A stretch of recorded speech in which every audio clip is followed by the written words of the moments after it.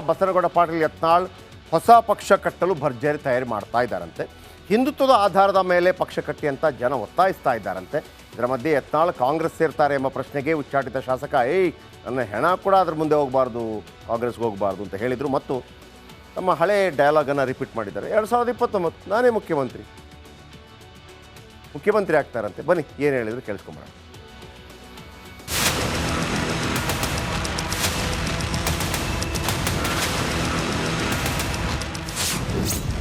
ನನ್ನ ಶವ ಕಾಂಗ್ರೆಸ್ ಕಚೇರಿ ಮುಂದೆ ಹೋಗಬಾರ್ದು, ಮತ್ತೆ ಗುಡುಗುತ್ತಿದ್ದಾರೆ ಬಸನಗೌಡ ಯತ್ನಾಳ್.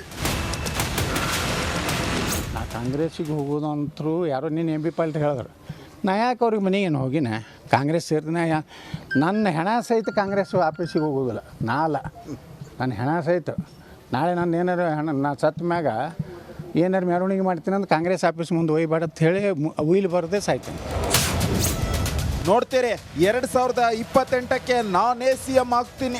ನಿಮ್ಮ ಅಮೂಲ್ಯವಾದಂಥ ಚಾನೆಲ್ಗಳು ವೇಸ್ಟ್ ಮಾಡಿಬಿಟ್ಟೆ ನಿಮ್ಮ ಸಮಯ. ಅದನ್ನೇ ವಿಜೇಂದ್ರಗೆ ದಾರಿ ಎರೋದು. ಮುಂಜಾನೆ ಶುಭಾಷಿತದಿಂದಲೇ ಪ್ರಾರಂಭ ಮಾಡಿ, ಜಯ ಜಯ ವಿಜೇಂದ್ರ ನಿನ್ನ ನಾಮವು ನಮಗೆಲ್ಲ ಅನುಕೂಲವು ಅಂತೇಳಿ ಅಲ್ಲಿಂದ ಪ್ರಾರಂಭ ಮಾಡಿ ಕೊನೆಗೇನು ಎಂಟು ಮಾಡ್ತಿರಲ್ಲ ರಾತ್ರಿ 10 ಗಂಟೆಗೆ ಅಲ್ಲಿ ಜಯ ವಿಜೇಂದ್ರ ಜಯ ಯಡಿಯೂರಪ್ಪ ಅವನು ಮುಗಿಸೋದ್ರ ಮೂಲಕ ನೀವು ಭಜನೆ ಮಾಡಿರಿ. ನಾ ಹೆಂಗೆ ಗೆದ್ದು ಬರ್ತೀನಿ, ಹೆಂಗೆ ಕರ್ನಾಟಕ ಮುಖ್ಯಮಂತ್ರಿ ಆಗ್ತೀನಿ. ಇವತ್ತು ನಾ ಜೋಕರ್ ಆಗಿರ್ಬೋದು. ನಿಮಗೆ ಈ ಜೋಕರ್ನೇ ಒಂದು ದಿವಸ ಈ ರಾಜ್ಯವನ್ನು ಆಳ್ತಾನೆ. ಗೋಮಾತೆ ಹೆಸರಲ್ಲಿ ಪ್ರಮಾಣ ವಚನ ಸ್ವೀಕಾರ. ನಾಳೆ ನೀವೇ ನಾನು ಪ್ರಮಾಣ ವಚನದಾಗ ಹಿಂಗೆ ಹೊಡಿತೀರಲ್ಲ, ಭಾರಿ ಕರ್ನಾಟಕದ ಏನು ಅರ್ಜುನ, ಕರ್ನಾಟಕದ ರಾಮ, ಎಲ್ಲ ರಾಮನೂ ತೊಗೋತೀರಿ, ಅರ್ಜುನೂ ತೊಗೋತೀರಿ, ಕೃಷ್ಣನ್ ತೊಗೋತೀರಿ. ಪ್ರಮಾಣ ವಚನ ಏನಂತ ಹಿಂದುತ್ವ ಗೋಮಾತೆ ಮೇಲೆ ತೊಗೋತೀರಿ. ದುಷ್ಟ ಕುಟುಂಬಕ್ಕೆ ಮುಂದೊಮ್ಮೆ ಅಂತ್ಯ ಕಾದಿದೆ. ದುಷ್ಟರಿಗೆ ಯಾವಾಗಲೂ ಅಂತ್ಯ ಇದ್ದೇ ಇರ್ತದೆ. ಅದ್ರ ವೈಭವದಿಂದ ಕೆಲವೊಂದು ವರ್ಷ ಬೆಳೀತಾರೆ. ಇವತ್ತು ದುರ್ಯೋಧನನು ಪಾಂಡವ್ರನ್ನೆಲ್ಲ ಹೊರಗೆ ಹಾಕಿ ಅವನು 10-11 ವರ್ಷ ರಾಜ್ಯಭಾರ ಮಾಡ್ದ, ಎಲ್ಲನೂ ಮಜಾ ಮಾಡ್ದ. ಅದೇ ರೀತಿ ರಾಮಾಯಣದಲ್ಲಿಯೂ ದುಷ್ಟ ಶಕ್ತಿಗಳು ಎಷ್ಟೋ ದಿವಸ ನಡೀತು. ಕೊನೆಗೆ ರಾಮಗನಿಗೆ ಜಯ ಆಯಿತು, ಪಾಂಡವರಿಗೆ ಜಯ ಆಯಿತು. ಇತಿಹಾಸ ಎಂಥ ದುಷ್ಟರಿಗೂ ಸಮಯ ಇರ್ತದೆ. ಯಾರ ಕೈ ಕಾಲು ಹಿಡಿಯೋದಿಲ್ಲ. ನಾ ಎಲ್ಲಿಯೂ ಹೋಗಿ ಕೈ ಮುಗಿದಿಲ್ಲ. ಮತ್ತು ನಿಮ್ಗೆ ತಲೆಯಾಗಿರು ಇಲ್ಲಿ ಮೀಡಿಯಾದವ್ರ ತಲೆಗೆ ನಾ ಎಲ್ಲರೂ ಹೋಗಿ ಕ್ಷಮೆ ಬೇಡೀನಿ. ನಾ ಕ್ಷಮೆ ಬಿಡು ಮಗ ಅಲ್ಲ. ನಂದು ರಾಜಕೀಯ ಇವತ್ತಿ ಅಂತಾದರೂ ಪರವಾಗಿಲ್ಲ. ಈ ಉಚ್ಚಾಟನೆ ಬರೀ 6 ವರ್ಷ ಬೇಡ 60 ವರ್ಷ ಹಾಕಲಕ್ಕ. ನಾ ಏನು ಹೋಗಿ ಪ್ರಧಾನಮಂತ್ರಿ ಮುಂದೆ ಕೈ ಜೋಡಿಸಿ ಜನರ ಕೆಲಸ ಇತ್ತಂದ್ರೆ ಹೋಗ್ತೀನಿ, ಪ್ರಧಾನಮಂತ್ರಿಗಳ ಬಳಿ ಹೋಗ್ತೀನಿ. ಈ ರಾಜ್ಯಕ್ಕೆ ಅನ್ಯಾಯದಾಗ ನಾವು ಮಾತಾಡೋವನೇ, ಹಿಂದಕ್ಕೂ ನಾವು ಮಾತಾಡೀನಿ. ನಡಳ್ಳಿ ಎಂಬ ಹಂದಿ ಬಗ್ಗೆ ಮಾತಾಡಬೇಡಿ. ಕೆಲವೊಂದು ಹಂದಿಗಳಿಗೆ ಉತ್ತರ ಕೊಡೋದಿಲ್ಲ ಅಂತ ಹೇಳಿ ಈ ರಾಜ್ಯದಲ್ಲಿ ಕೆಲವೊಂದು ಹಂದಿಗಳದಾವೆ. ಹಂದಿಗಳೆಲ್ಲ ಉತ್ತರ ಕೊಟ್ಕೋತ ಹೋದರೆ ನನ್ನ ಸಮಯ ವ್ಯರ್ಥ ಆಗ್ತದೆ. ನೀವು ಅಂಥ ಹಂದಿಗಳ ಬಗ್ಗೆ ಭಾಳ ಹೈಲೈಟ್ ಮಾಡೋಕ್ಕೆ ಹೋಗಬೇಡಿ. ಹಂದಿಗಳು ಏನೇನೋ ಮಾಡಿ ರಾಜಕೀಯಕ್ಕೆ ಬರ್ತಾರೆ. ನಾನು ಯಾಕೆ ಸೋತೆ ಗೊತ್ತಾ? ಇದೇ ರೀತಿಯಾದಂಥ ದುರಂಕಾರದ ಮಾತುಗಳನ್ನು ಅವತ್ತು ಕೂಡ ಯತ್ನಾಳ್ ಬಸನಗೌಡರು 2008ರಲ್ಲಿ ಮಾಡಿದರು.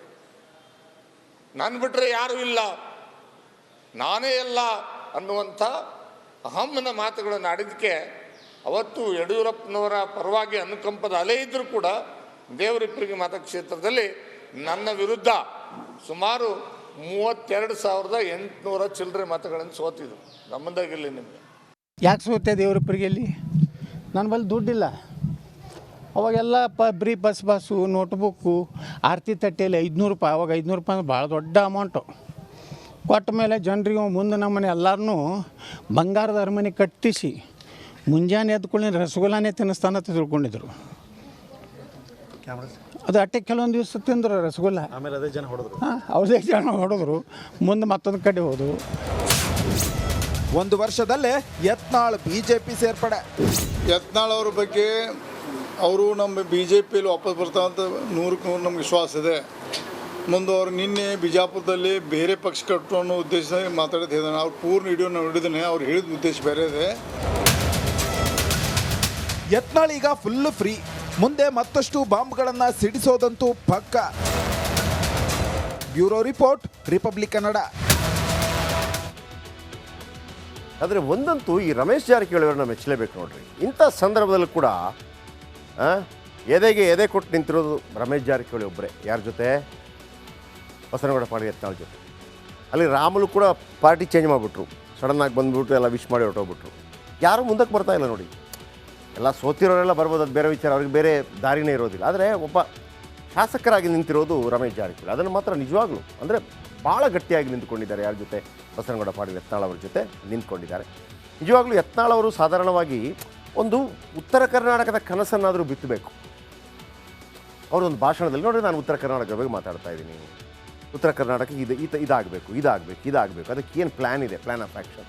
ಈಗ ನಾವು ಹೇಳ್ತೀವಲ್ವ, ಈಗ greater Bengaluru D K Shivakumar ಬಗ್ಗೆ ಎಷ್ಟೇ ನೀವು ಟೀಕೆ ಟಿಪ್ಪಣಿ ಮಾಡಿರಿ, 40,000 ಕೋಟಿ ಆಯಿತು, 50,000 ಕೋಟಿ ಆಯಿತು ಅಂತೇಳಿ, ಅಥವಾ ಅದರಲ್ಲಿ ಇಷ್ಟು ದುಡ್ಡು ಹೊಡಿತಾರೆ, ಮತ್ತು ಒಂದು ಕನಸಾದರೂ ಬೇಕಲ್ಲ.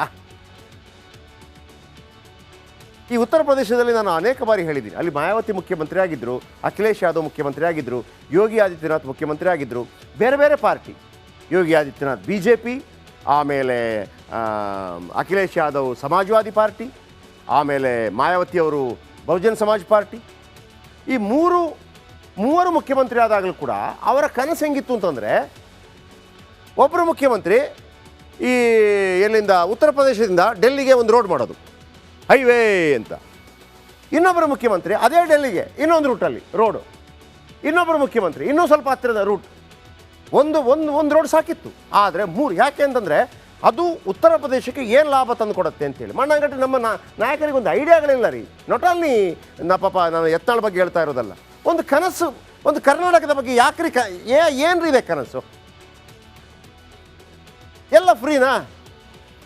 ಒಂದು ಕನಸು ಬೇಕಲ್ಲ. ಒಂದು ನೋಡ್ರಿ, ಅಲ್ಲಿ ಬೀದರ್ನಿಂದ ಚಾಮರಾಜನಗರ ತನಕ ಒಂದು ರೋಡ್ ಮಾಡ್ತೀವಿ, ಆ ಕಡೆಯಿಂದ ಈ ಕಡೆ ತನಕ ಒಂದು ರೋಡು, ಒಂದು ಸರ್ಕಲ್ ಮಿಡಲ್ ಸೇರತ್ತೆ, ಈ ರೋಡು ಇಲ್ಲಿಗೆ ಹತ್ತಿರ ಆಗತ್ತೆ, 30 ಜಿಲ್ಲೆಗಳಲ್ಲಿ ಏರ್ಪೋರ್ಟ್ ಮಾಡ್ತೀವಿ. ಒಬ್ಬನಿಗೊಂದು ಐಡಿಯಾ ಇಲ್ಲ ಮಣ್ಣಂಗಟ್ಟಿ. ಸುಮ್ಮನೆ ಬಂದುಬಿಟ್ಟು ಇಲ್ಲಿ ನಾನು ಅದಾಗ್ತೀನಿ ಇದಾಗ್ತೀನಿ. ನೀವು ಯಾಕೆ ಆಗಬೇಕು? ರಾಷ್ಟ್ರಪತಿ ಆಳ್ವಿಕೆ ಸಾಕಪ್ಪ, ನಮಗೆ ಮಾಡ್ಕೊಂಡು ಹೋಗ್ತೀನಿ. BJP ಉಚ್ಚಾಟಿತ ಶಾಸಕ ಬಸನಗೌಡ ಪಾಟೀಲ್ ಯತ್ನಾಳ್ ಹೊಸ ಪಕ್ಷ ಕಟ್ಟಲು ಭರ್ಜರಿ ತಯಾರಿ ಮಾಡ್ತಾ ಇದ್ದಾರಂತೆ. ಹಿಂದುತ್ವದ ಆಧಾರದ ಮೇಲೆ ಪಕ್ಷ ಕಟ್ಟಿ ಅಂತ ಜನ ಒತ್ತಾಯಿಸ್ತಾ ಇದ್ದಾರಂತೆ. ಇದರ ಮಧ್ಯೆ ಯತ್ನಾಳ್ ಕಾಂಗ್ರೆಸ್ ಸೇರ್ತಾರೆ ಎಂಬ ಪ್ರಶ್ನೆಗೆ ಉಚ್ಚಾಟಿತ ಶಾಸಕ ನನ್ನ ಹೆಣ ಕೂಡ ಅದ್ರ ಮುಂದೆ ಹೋಗಬಾರ್ದು, ಕಾಂಗ್ರೆಸ್ಗೆ ಹೋಗಬಾರ್ದು ಅಂತ ಹೇಳಿದರು. ಮತ್ತು ತಮ್ಮ ಹಳೆ ಡಯಲಾಗನ್ನು ರಿಪೀಟ್ ಮಾಡಿದ್ದಾರೆ. 2029 ನಾನೇ ಮುಖ್ಯಮಂತ್ರಿ ಆಗ್ತಾರಂತೆ. ಬನ್ನಿ ಏನು ಹೇಳಿದ್ರು ಕೇಳಿಸ್ಕೊಂಬರೋಣ.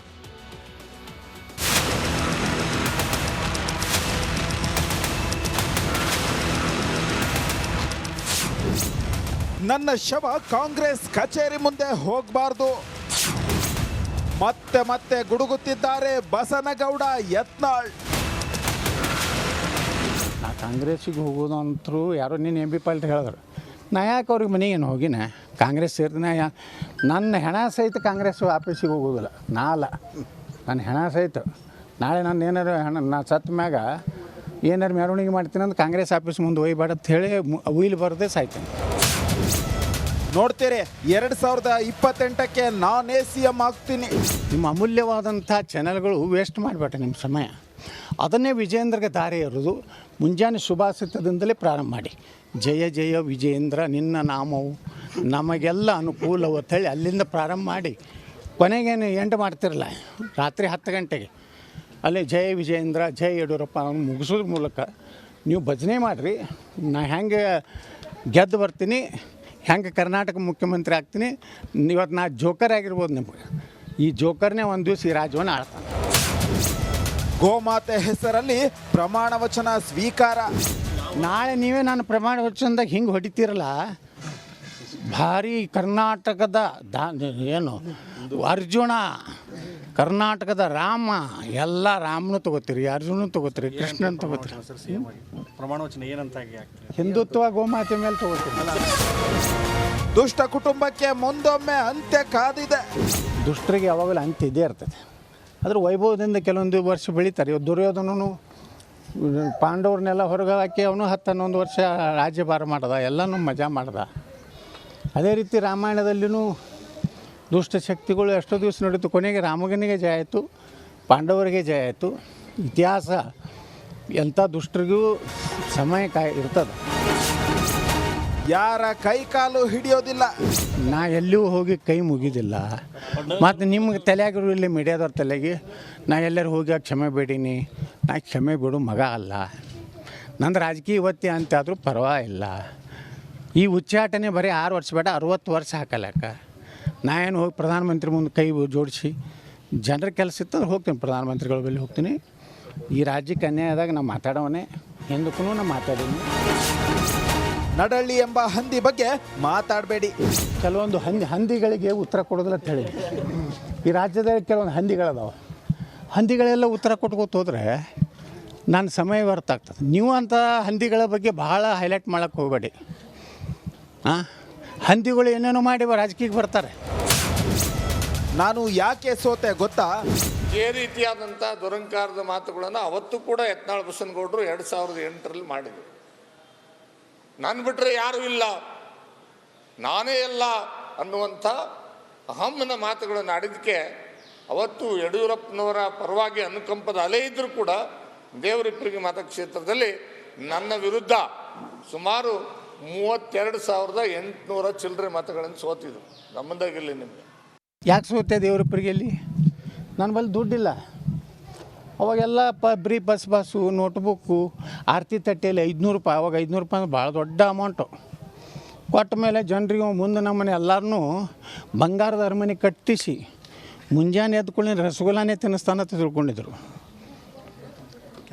ಅದು ಅಟ್ಟೆ ಕೆಲವೊಂದು ದಿವಸ ತಿಂದರು ರಸಗುಲ್ಲ. ಆಮೇಲೆ ಅದೇ ಜನ ಹೊಡೆದ್ರು. ಅವ್ರದೇ ಜನ ಹೊಡೆದ್ರು. ಮುಂದೆ ಮತ್ತೊಂದು ಕಡೆ ಹೋದರು. 1 ವರ್ಷದಲ್ಲೇ ಯತ್ನಾಳ್ ಬಿಜೆಪಿ ಸೇರ್ಪಡೆ. ಯತ್ನಾಳ್ ಅವ್ರ ಬಗ್ಗೆ ಅವರು ನಮ್ಮ ಬಿ ಜೆ ಪಿಯಲ್ಲಿ ವಾಪಸ್ ಬರ್ತಾವಂತ 100ಕ್ಕೆ 100 ನಮ್ಗೆ ವಿಶ್ವಾಸ ಇದೆ. ಮುಂದೆ ಅವರು ನಿನ್ನೆ ಬಿಜಾಪುರದಲ್ಲಿ ಬೇರೆ ಪಕ್ಷ ಕಟ್ಟು ಅನ್ನೋ ಉದ್ದೇಶದಲ್ಲಿ ಮಾತಾಡೋದು ಹೇಳಿದಾನೆ. ಅವ್ರು ಪೂರ್ಣ ವಿಡಿಯೋ ನಾವು ಹಿಡಿದಾನೆ. ಅವ್ರು ಹೇಳಿದ ಉದ್ದೇಶ ಬೇರೆ ಇದೆ. ಯತ್ನಾಳ್ ಈಗ ಫುಲ್ ಫ್ರೀ. ಮುಂದೆ ಮತ್ತಷ್ಟು ಬಾಂಬ್ಗಳನ್ನು ಸಿಡಿಸೋದಂತೂ ಪಕ್ಕ. Bureau report, republic Kannada.